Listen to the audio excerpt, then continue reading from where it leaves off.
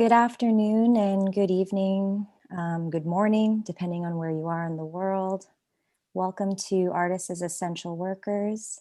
This is a collaborative program done in partnership with Sundance, the Wide Awakes, and Four Freedoms, in addition to these amazing artists here with us today. I'm Michelle Wu. I'm one of the co-founders of Four Freedoms, and I'm greeting you today from Los Angeles, the unceded lands of the Chumash and Tongva people. I'm an Asian American woman with a very high top knot and a fuzzy white sweater. And I'll pass it over to my colleague, Claudia. Thank you, Michelle. Hello, everyone. Welcome. So exciting to be hanging out with y'all on a Friday afternoon. The Sundance program has been so incredibly full with so many exciting things to see. We are honored you chose to spend some time with us today. I think what I'm going to do is introduce myself first, say a little bit about the panel, and then I'll ask the panelists to introduce themselves as well. So my name is Claudia Pena. I'm the executive director of Four Freedoms. And I have longish dark hair. It's kind of wavy. I'm wearing a green huipil from Guatemala, and I have a red lip today. I'm also coming to you from Altadena, California. The traditional stewards of this land are the people of the Tongva. Just want to acknowledge the folks that have been here for a long time and who continue to be here. The panel that we put together today is called Artists as Essential Workers. And that is because we believe that artists are asked to participate in everything that matters, from the cycle of life, right? Celebrating people who have newly joined us in this world, to rites of passage, honoring people who have passed on. Artists are asked to steward intergenerational knowledge through talking story.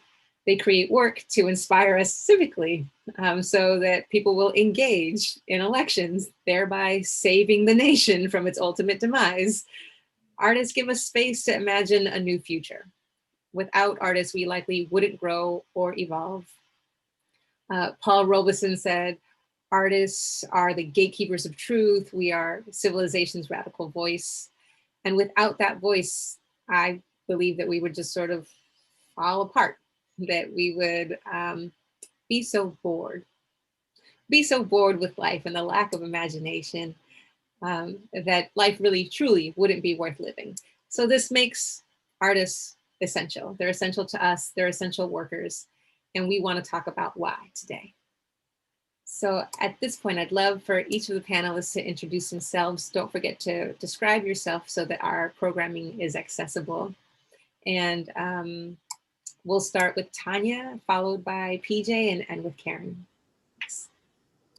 My name is Tanya Selvaratnam. I am an artist, writer, and producer based on the Lower East Side of New York City, the unceded lands of the Lenape people. I am Sri Lankan. I am also Tamil, like our first female vice president, Kamala Harris. I am wearing a Wide Awakes bandana on my head by Yvonne Force, and I have longish black hair, and I'm wearing a very sparkly top because when in doubt, sparkle. Hi, I'm PJ Raval, pronouns he, him. I'm joining you from the ancestral lands of the Jumanos, Tonkawa, Lipan Apache, and the Comanche, who have been stewards of this land for generations, also known as Austin, Texas. I am a queer Filipinx filmmaker. I'm Asian American, wearing all black. I have a pointy haircut and some green walls behind me, and I'm glad to be here. Hi, my name is Karen Hartsfield. I am an African American woman with a hat and a scarf because I'm always cold. I am a writer-director, a film educator, and I am very happy to join this panel. And I am in New York. I am in the village on the lands of the Lenape homeland.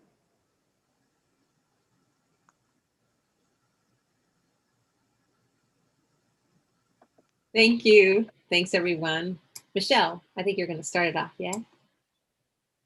Great. Thank you all for those very titillating introductions. I'm very excited to be here today.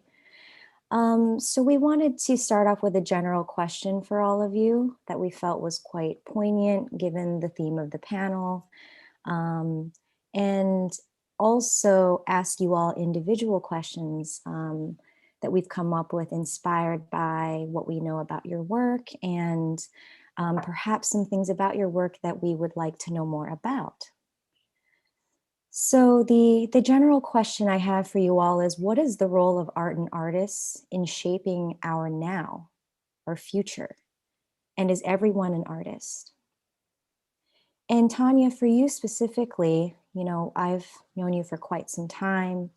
You're a friend, an advisor, an inspiring artist in our community, a collaborator. And I've been following your work closely with Joy to the Polls and the partisan platform Arts for Biden, and wanted to know, how have art and artists increased and expanded civic participation this year?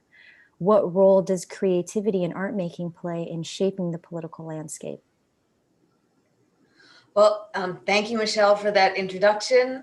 I am so grateful to be in this space with everyone and to have everyone in the audience. I think that the topic of this conversation, it's not just poignant, it's urgent. Because artists might not be considered essential workers, but we have an opportunity because of what has happened with the pandemic to use creativity to envision the world that we want to live in, because we were moving in a fairly linear fashion, even when there was chaos moving from geography to geography around the world. But the pandemic and then the uprisings subverted time. Time has become fluid, and we have no idea where things will land, which is where artists can be so crucial in both supporting movements and also in being movements, which is what is so exciting about For Freedoms and the Wide Awakes and the Blacksmiths and so many of these arts coalitions that have emerged. And what these arts coalitions have shown is that artists have thrown down their gloves and gotten political, whether or not they're partisan, they've gotten political in ways that I haven't experienced in my lifetime, and I'm pushing 50. So that was very exciting. And I am both optimistic because of the opportunities that have presented themselves because of tragic circumstances with the loss of life and loss of economic stability and the uprooting of systems that have been needing to be uprooted for a long time. I'm also pessimistic because we still have the hierarchies of power in place. And until we can dismantle those patriarchies and power systems, we are only going to make incremental progress. And this is where I feel like artists can really get creative in questioning those systems and reimagining those systems and using their creativity. You brought up Joy to the Polls and Arts for Biden Harris, and I'll say something briefly so that we can keep moving. So Joy to the Polls was, for me, like one of the projects I'm most proud to have been associated with, because it had this very laser focus of making voting a celebration and using joy, music, art, flowers to de-escalate tensions at polling centers. And it worked. And I feel like those interventions of peace are what artists are really especially effective at. In way that we can convey messages that in creative ways that otherwise might not be heard, that we can be the storytellers and the narrative shapers. So I'll leave it at that. Speaking of that, Marley, one of the Wide Awakes, suggested that we turn Joy to the Polls to Joy to the Pokes and offer the same sort of stuff while people are waiting in line for their vaccines and such, since people have such long waits. It's so interesting you say that, because I had just texted with, we have a team chat, and I texted to the team. I said, I think we need Joy to the vaccination lines. Well, I think Marley would be fine if y'all wanted to use Joy to the Pokes, which I think is so fun and hilarious. I propose that. And I'll give Marley credit. PJ and Karen, so that general question that Michelle posed at the beginning, what is the role of art and artists in shaping our now or in our future? And is everyone an artist? For me, I start, before I even start thinking of this idea of art as essential worker, I do think about art and the role of art and how it's been essential for me, maybe even more so just to my survival, right? So I think back to, I grew up in a very small, white conservative town. I introduced myself as a queer Filipinx American, so just imagine, this is in the 80s.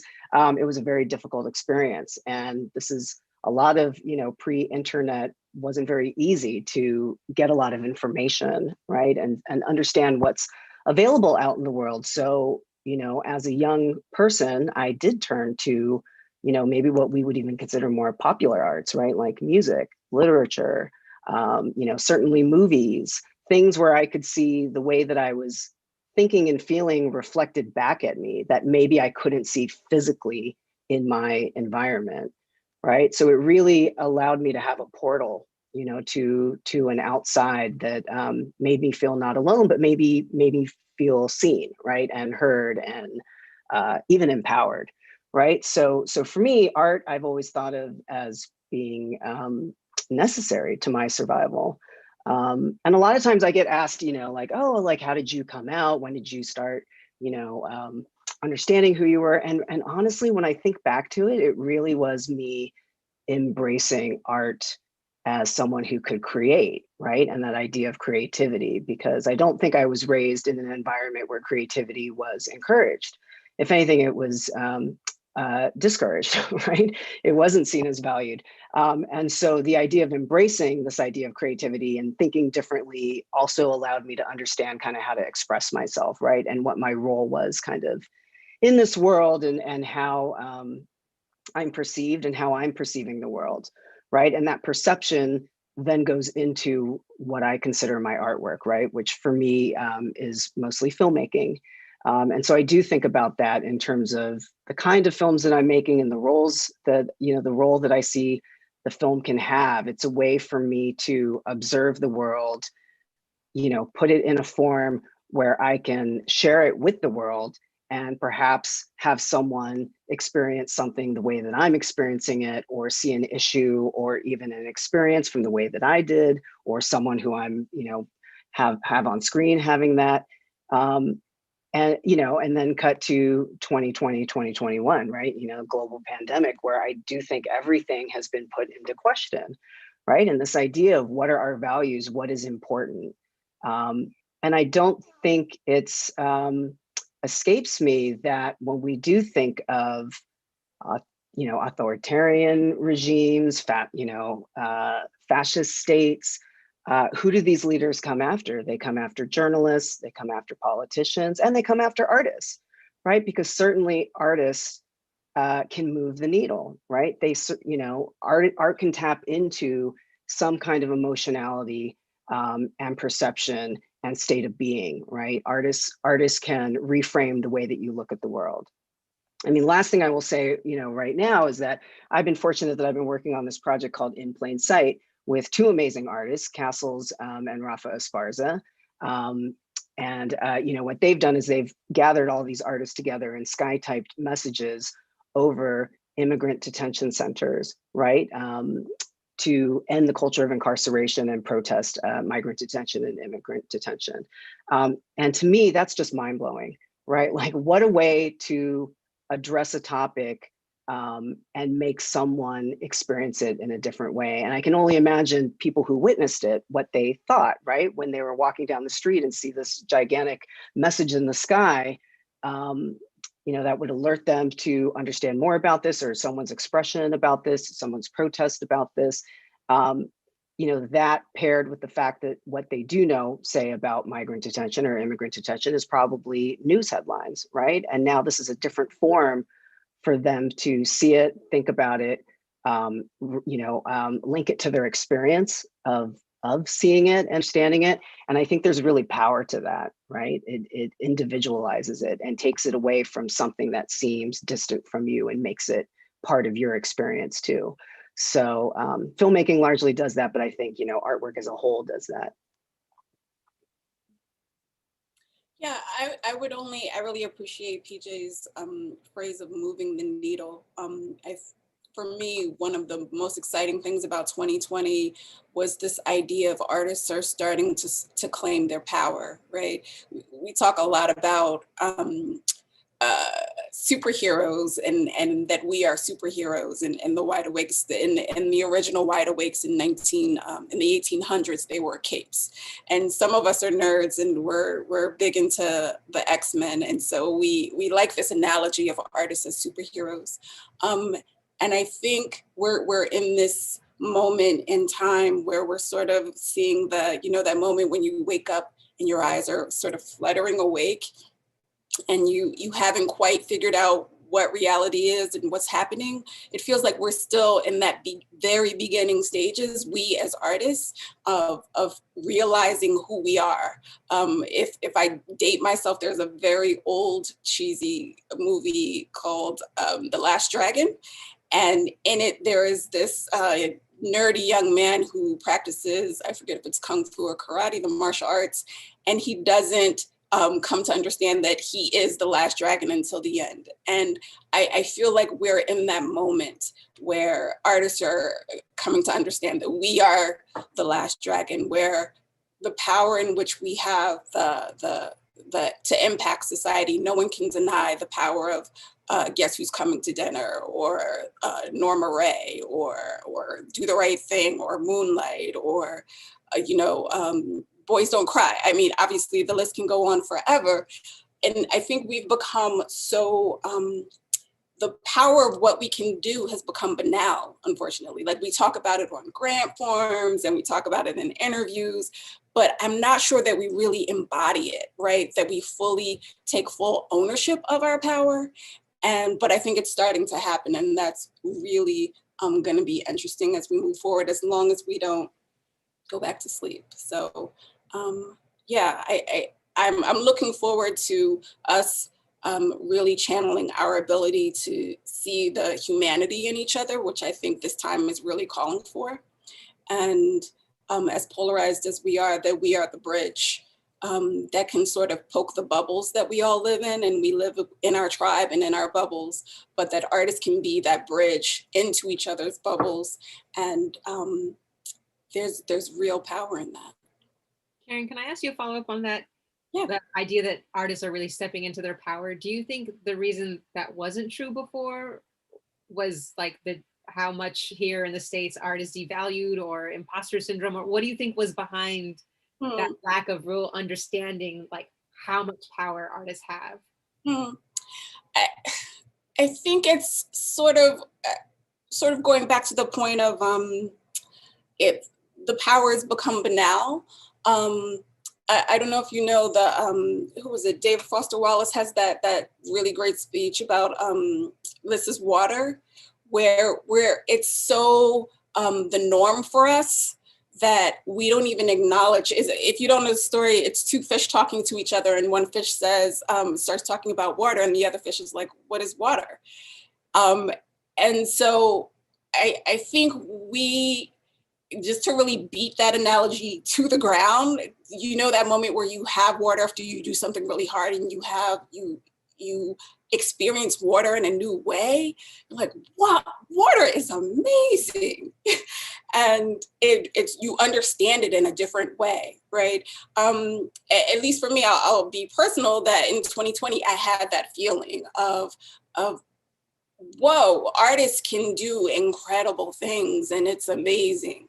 But I think we were, just living in the norm of doing what we do and survive. I think survival, just basic survival, it's so hard to keep up with all the things that we have to do. But how can we refocus our attention onto what we're really capable of? Yeah, Karen, thank you for that. As I'm listening to you speak about the idea of really embodying our power as creative people, I think about, one of the tenets of, the Wide Awakes community network is really a mindset of abundance.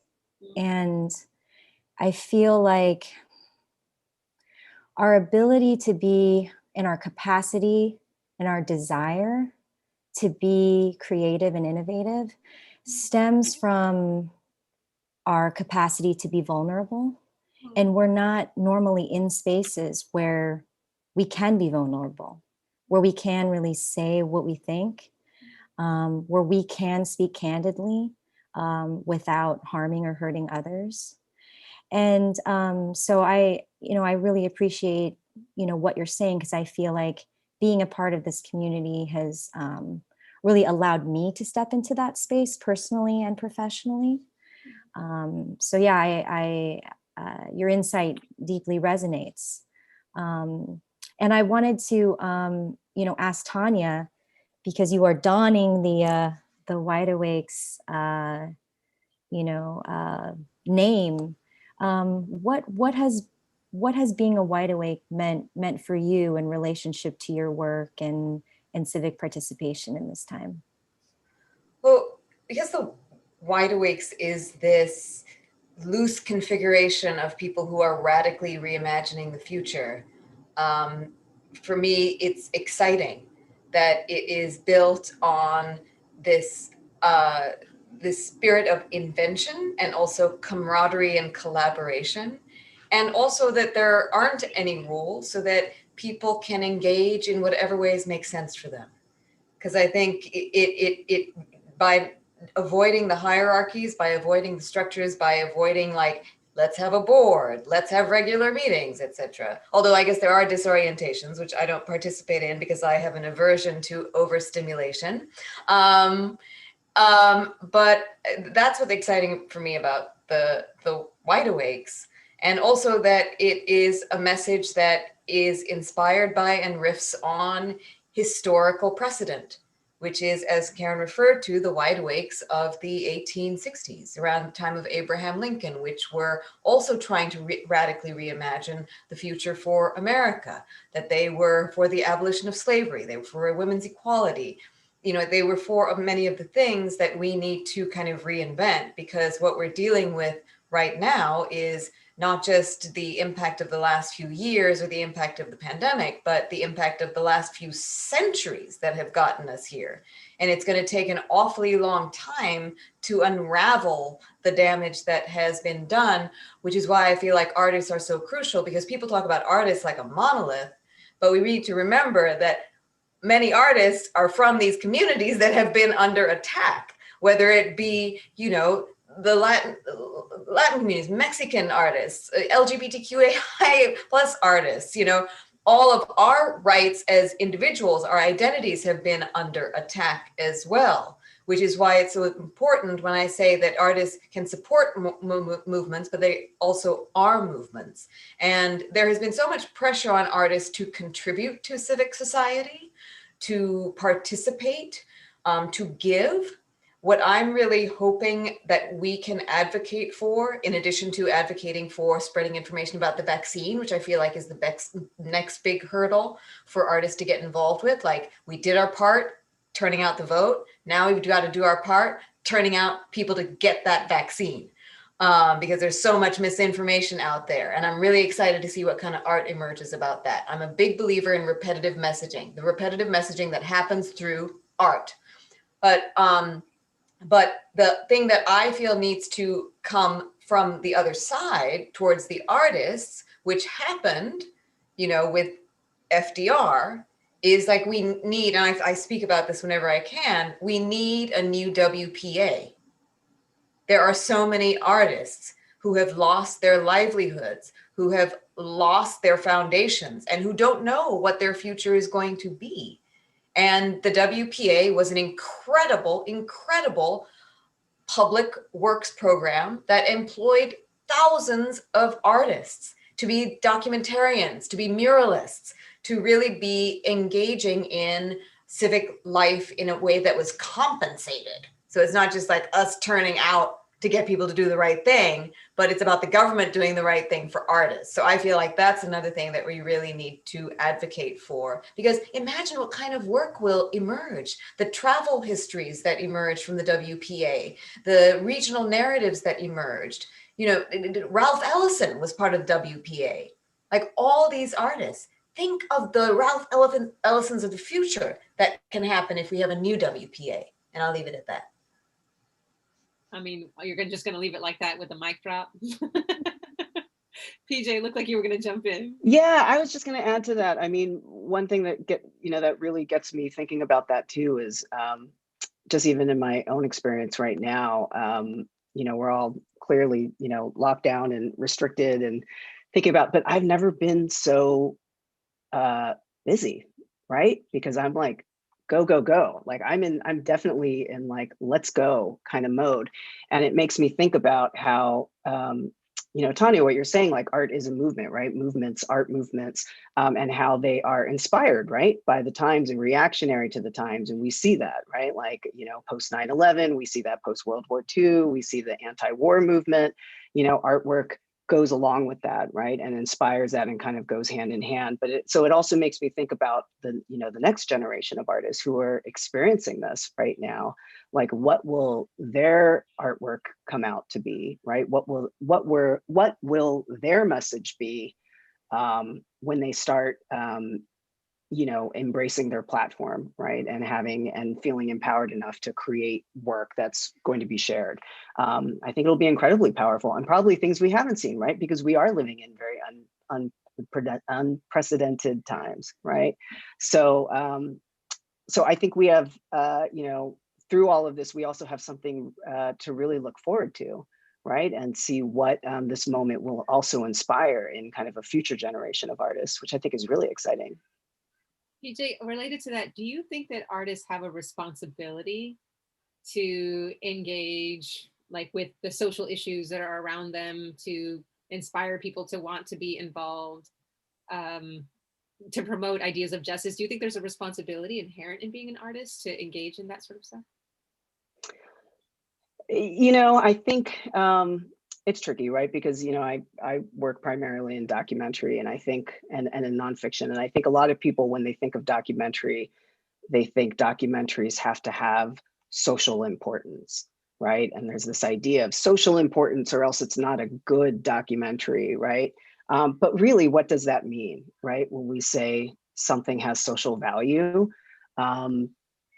So it's a tricky thing, but I think anyone that puts work out there has to be responsible for their work at the same time, right? If you're going to make some kind of expression and someone has a reaction to it, I do think you have a responsibility to engage with that reaction, right? Because clearly you're putting something out in the world for someone to interact with it. Otherwise, you wouldn't be putting it out in the world, right? It would stay in your room, or you would, not distribute it, or for whatever reasons. And so in that sense, I do think the role of the artist, of the maker, there is a responsibility. Now, whether or not I think, it needs to inspire someone to do something, I hope it does, right? But for me, that becomes a little bit of a slippery slope, because then I think we start placing values upon important art, not important art, important films, not important films, and things that are very important to me because they do mark a time in my life that I thought something, or the first time it introduced something to me might not seem important to someone else, but it was incredibly important to me. So it's really hard to kind of, it's really hard to kind of identify that, right? So, and anyway, but I see that a lot happening, especially in documentary filmmaking, right? Like, what's an important film, that kind of thing. So, but to your answer, but to your question, yes, I think there's a responsibility artists have, but I would also like to think that, as a filmmaker, that the films that I make also function on their own. And hopefully the way that I kind of craft the film and make the film kind of functions as that way as well, where you don't need to know me and you don't have to know anything about my history. You don't even have to know who made it. You can interact with it on your own. In that sense, I do think I have a responsibility there. If that's what I want to happen, then it has to, engage with audiences and viewers on its own kind of terms. I'd like to expand on that idea, just riff on it, because it aroused so many reactions, what you were saying, PJ. On the one hand, I felt saying that an artist has a responsibility might go against the grain of some artists who just want to do what they want to do and be free and fluid. I'm all for the artist whose calling is to just make stuff that's silly and fun. But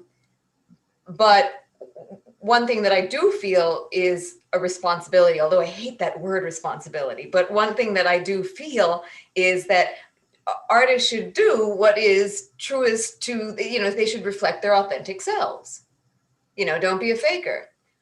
And also that they should, and there are parameters that they should avoid spreading hate and division, because there are too many artists that do that. And what we have seen over the last few centuries, and especially over the last few years, is the repetitive messaging of division.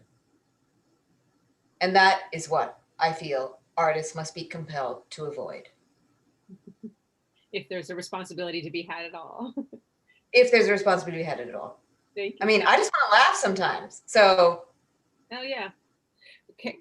Karen, I want to ask sort of a similar question of you. You're, for people who don't know, Karen is a filmmaker, a storyteller, and also a professor. And you're in a position of creating your own work as an artist and also sort of raising the next generation of artists, so to speak.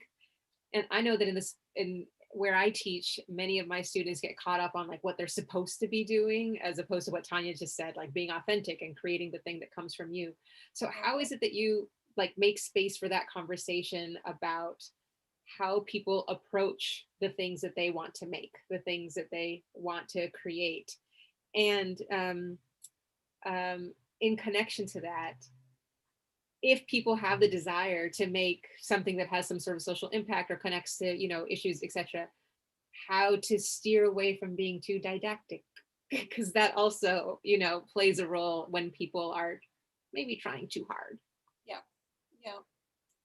So I certainly see not only that in my students, but sometimes in myself, where people are trying to have a career and pay the bills, and so you might have the impulse to serve an audience and second guess what do they want.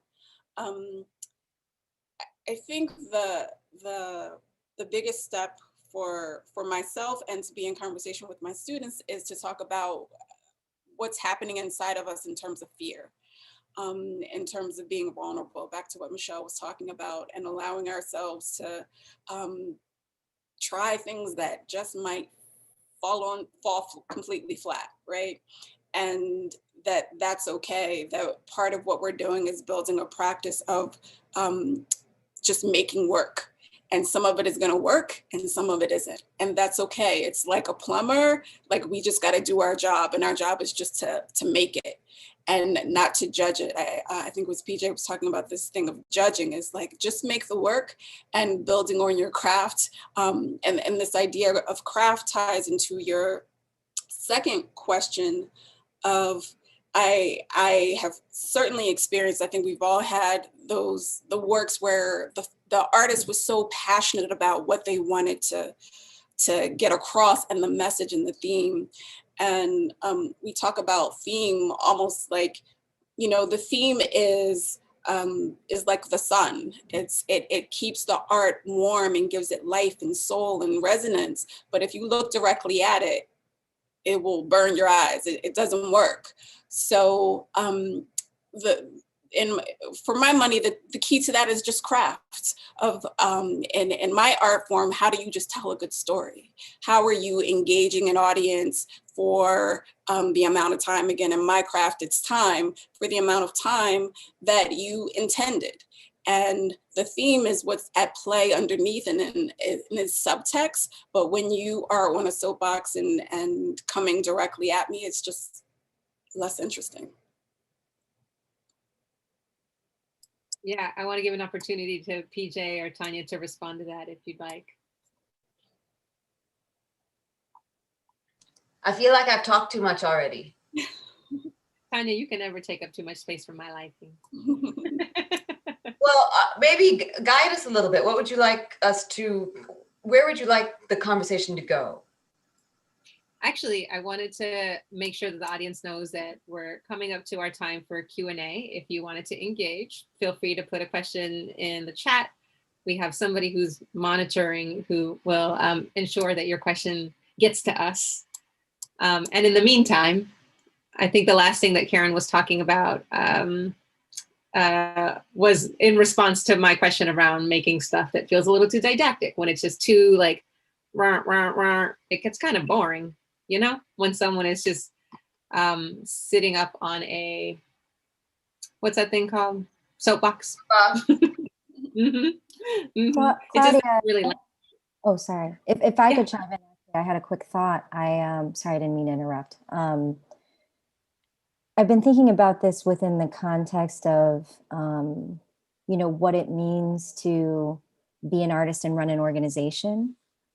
And something that we've been talking about a lot is how do you create space for the folks that you're co-creating with, collaborating with, dealing with, in even in an administrative capacity? How do we create space that allows people to come to that table and speak their truths and fully participate? And it can be tough because there is no blueprint for how to make art. There's certainly no blueprint for artists who want to run organizations either. I feel like we're constantly like learning as we go and almost building the plane while it's taking off, so to speak. And so, I think there's always a healthy amount of tension present because there is anxiety and fear in not knowing what you're really doing. But I think, to your point, if there is space created that allows people to feel inspired to take those risks, to fall flat, to try something and fail at it, I mean, that's really when I think the magic really happens. And as someone who's been with For Freedom since the beginning, I mean, we've definitely failed a lot, about small things, about big things. And it's a constant learning experience, and it's also been an experience of how to take accountability for those failures, learn from them, and keep continuing to kind of build on whatever it is the thing is that we're working on at the moment. But I liked what you were suggesting about, not being prescriptive, because I feel like art is not prescriptive, right? The wide awakes and being a part of a decentralized community is not prescriptive. And I know that can be very challenging for folks who are used to, being told, hey, here's a space for you, go here. And it's understandable, because I think the way that our society and economics function, we don't normally have the luxury to pick the space that we want to be in. We're put in the spaces, and then we have to manage and negotiate with those ups and downs. So I really liked what you said, and great question, Claudia. Hey, well, now we have some great questions from the audience. In fact, we have a bunch. Let's see how many we can get through these in about 10 minutes or so. The first one we'll pose is, besides that artists have understood they're stepping into their power, and besides what Tanya said about potentially having another WPA moment, what are the long-term impacts of COVID on the arts for years to come? And we can just hear from maybe one to max two of you, and then move on to the next question. Long-term impacts of COVID on the arts. It's hard to break down simplistically, because there's so many different art forms. And the different art forms are going to be impacted very differently, whether you are an arts practitioner or professional that caters to live audiences, whether you are an arts professional that caters to digital audiences. I mean, I know I straddle both worlds, so the performing arts and the film and television arts. And as far as film and television, but work is exploding. As far as live arts and events, it's imploding. So it's really an impossible question to answer. But one thing I do strongly believe is that there needs to be planning for various scenarios, because we don't know where things are going to land. We don't know if people are going to be able to congregate in person, and if so, when. So it's, I think, very crucial. I'm a big believer with any project that I take on in anticipating possible scenarios, including the worst. And I feel that kind of strategic thinking is what needs to take place, because we need to envision the possibilities, um, where, you know, different arts are going to be impacted differently, and we cannot have a unilateral approach. You know, in the same way that we've seen how important it is to have an intersectional approach to gender justice, racial justice, immigration justice, climate justice, we need to have a kind of multi-layered approach to what is the forecast for arts, the arts industry, which is a massive economic engine, $877 billion in the arts sector generated. And that has largely been decimated, but decimated in different ways depending on which art form you are involved with. Right. So that would be my answer to that. And there needs to be a grand federal plan in the same way that there needs to be regional plans and local plans. And we've seen, you know, tying it back to COVID, we've seen what a disaster it is when you don't plan for various scenarios and when you don't have a grand master plan. Mm-hmm. Thank you, Tanya. What is the role of healing in your practice, in your arts practice? DJ or Karen, you feel like you have an answer to that? Sure. I just want to touch upon the last question really quick though, just because, you know, I do think obviously, you know, COVID-19, a global pandemic, it just exposes a lot of inequities and a broken system, right? And certainly that applies to artists and filmmakers as well, right? So there was a lot of questioning about how are filmmakers going to survive this moment, right? You know, the fact that a lot of people are working as freelancers, don't have job security, you know, don't have, you know, great healthcare plans, like all of that kind of comes to the forefront, right? But one thing I do want to bring up, especially as someone working in the film industry, I mean, this time period also, I mean, I very much make a distinction between filmmaking and media. I make a distinction between documentary and journalism, but I also have to be aware that media and filmmaking has also been weaponized during this time period, right? So, you know, going back to what, you know, Tanya was talking about, just in terms of, you know, intention maybe behind some artworks, you know, certainly there's been a lot of filmmaking as well, and you know, and the idea of filmmaking too that can be used as propaganda and weaponized. And so I think there's also a real questioning about filmmaking right now in a lot of ways. And certainly in the documentary sphere, there's been a lot of emphasis on the maker of the film and the intention behind it. I think that was already there, but under COVID-19, it just gets even more obvious who gets to make a film, who gets funded to make a film, who isn't getting funded to make a film. So I think a lot of that is put into question, right? Going into what you're just asking me though, like what are some of my healing things? It is for me making work. I mean, that's why I largely make it. I'm not the type of person who knows everything and knows exactly what the project is going to be, which is why I love, Michelle, what you were mentioning earlier, this idea of risk, right? I think artists take great risk, right? Anytime you create something, you're anxious because you know it might fail. And maybe that's part of the like excitement and adventure, right? You don't know what's going to happen. And for me, that's certainly kind of like, you know, the rush I get, you know, in terms of creativity. Like you really don't know what the outcome is going to be. All you can do is just go with your instincts and, you know, and be, you know, truthful and honest to yourself, whatever that means, right? So for me, the healing is putting into something I want to create, right? And it's a way for me to understand this moment, and it's a way for me to take all of the emotions and all the questions I have and put it into something that I can interact with, you know, and kind of grow it right from that. And so for me, that is largely a healing practice, has been always you know, making work. And I'm not the type of person who separates a lot of things. My, you know, my work life is very much integrated into my personal life, integrated into, you know, what I do. What I do is who I am. You know, I don't mind having those kinds of like, you know, those lack of boundaries there.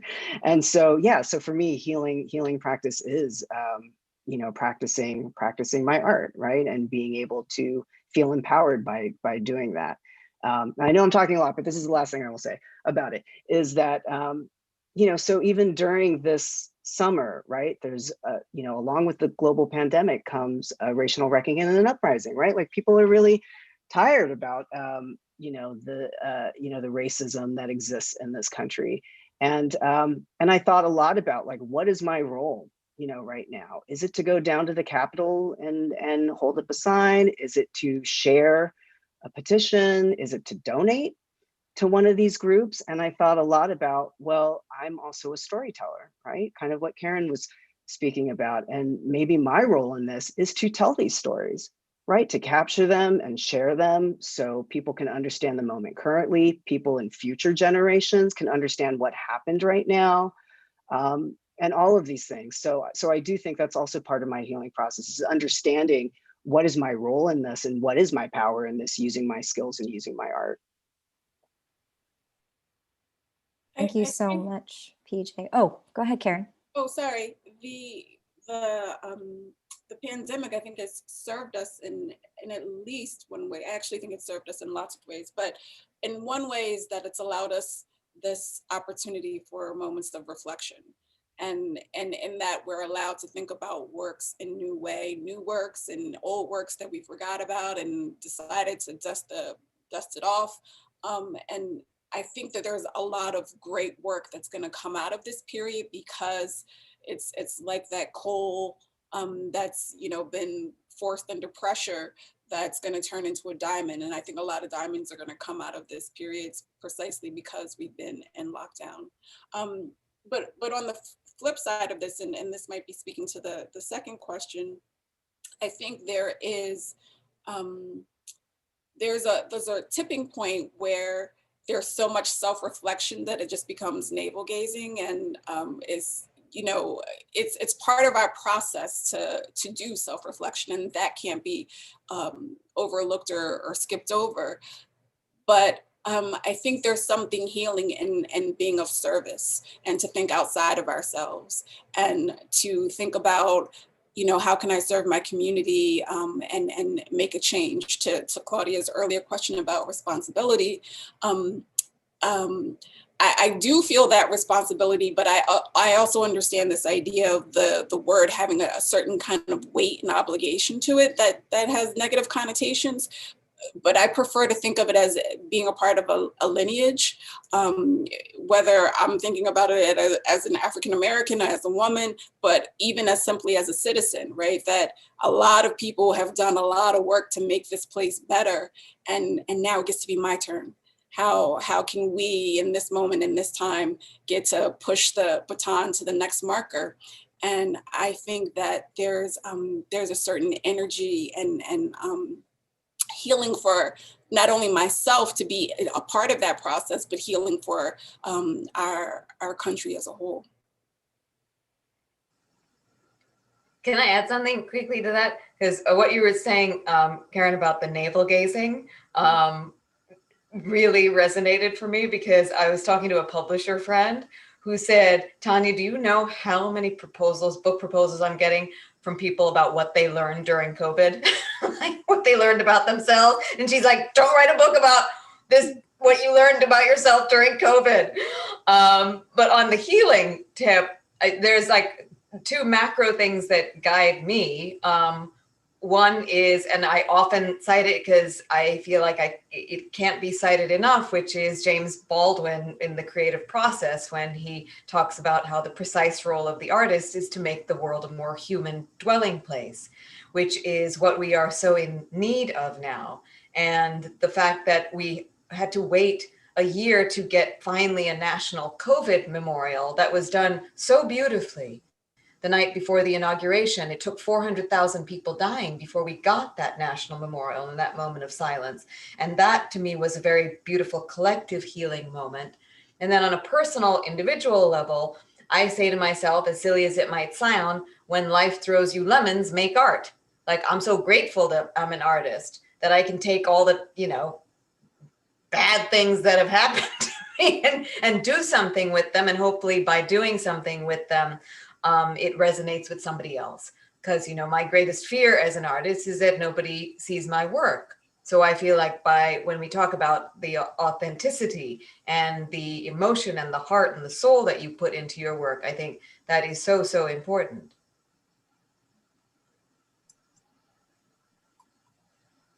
Thank you so much, Tanya. We unfortunately only have time for one more question. One more quick question. And I really like this question. It says, in what ways would you like to see artists being celebrated and seen as essential in the current climate? And I'd love to pose that to all of you. I have an easy answer to that: more public funding. Yeah, I feel like I already answered that, the WPA. Yeah, if we value it, fund it. Also, we need a UBI, but we need a UBI for everybody. Like the fact that there wasn't UBI instituted during the pandemic, we need to do another thing that artists can do is a rebranding of socialism. Because quite frankly, socialism is not a term that speaks to everyone. There are too many people who have genuinely suffered in socialist regimes because they had autocratic rulers. So I feel like that we need to reframe it as kind of like caring for everyone and ensuring that everyone has what they need to get by. Because the fact that people lost their homes, their jobs, their access to food, education, etc. If we had universal basic income, that's not socialism. That's making sure that everybody can survive. So that's what I feel needs to happen. UBI for everybody, not just artists, everybody. Thank you. And Karen, what are your last thoughts on how artists should be celebrated? And what was the other piece of that question?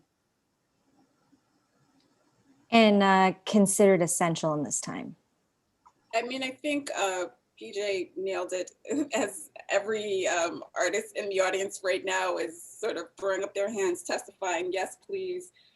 Supporting our efforts financially and recognizing the legacy of artists in this country, and really not just paying lip service to it, but being in action about, to Tanya's point as well, being in action about how you acknowledge it, and not just trotting artists out at special events for some cultural spice, but to really recognize the impact that's being served for the country. I want a t-shirt that says, I am not cultural spice. Me too. I'll take that shirt. Maybe that's new Wide Awakes merch. I don't know. We'll have to talk about it. Well, thank you all so much for such an enriching and generative conversation. I mean, we're so inspired by your work. And you've helped to elucidate for the audience through your work and through your words today, how artists are really leading us civically. We are anti-status quo. We are creative and down to take those risks, to fall flat on our face. There's a lot of really uncreative people creating the country's systems. So I think it would behoove them to enlist a few artists to strategize and think big. We've heard you say, pay us. That includes paying yourselves for your time, knowing your worth. Demanding that folks compensate you for your time. We're often asked to do things for free, and yet we really contribute so much to the present and to the future. I mean, things that were once science fiction are reality because artists, had the imaginative capacity to think of them, to say crazy and wild things that seemed crazy and wild, but are quite the norm now. We've also seen, through this past year, through our collective work as Wide Awakes, as members of Four Freedoms, as just artists in general, the power of civic joy, that creative reframing of civic duty in order to inspire engagement across many different communities, some of whom have been historically disenfranchised, who, had no desire to participate in a system that never really valued them or their opinions in previous elections. And I think too, we've seen the power of artists collaborating in this time, coming together, supporting each other through resources, through ideation, through just emotional support, through friendship. And that's been, really, really exciting for me. And I think is going to be central to much of our work moving forward as a network. And I kind of just want to end with a quick call to action for you all who are tuning in today. And that is, please pay artists. Please don't ask them to do things for free. Where, we put our heart and souls into everything we do. And I think we're generative, and we come from an abundant mindset, an abundant value system. And so I think it's difficult for some because, there are industry standards, et cetera, but I think it's about time that we unlearn a lot of these healthy or unhealthy, ways of working. So I challenge you all to not only pay artists, but also if you are an artist, please ask to be compensated if you are asked to do something for free, because you deserve to be paid. And with that said, I want to thank you all again for joining us today. Special thanks to Phoebe and June from Team Four Freedoms. Special thanks to our collaborator, Tony Patrick.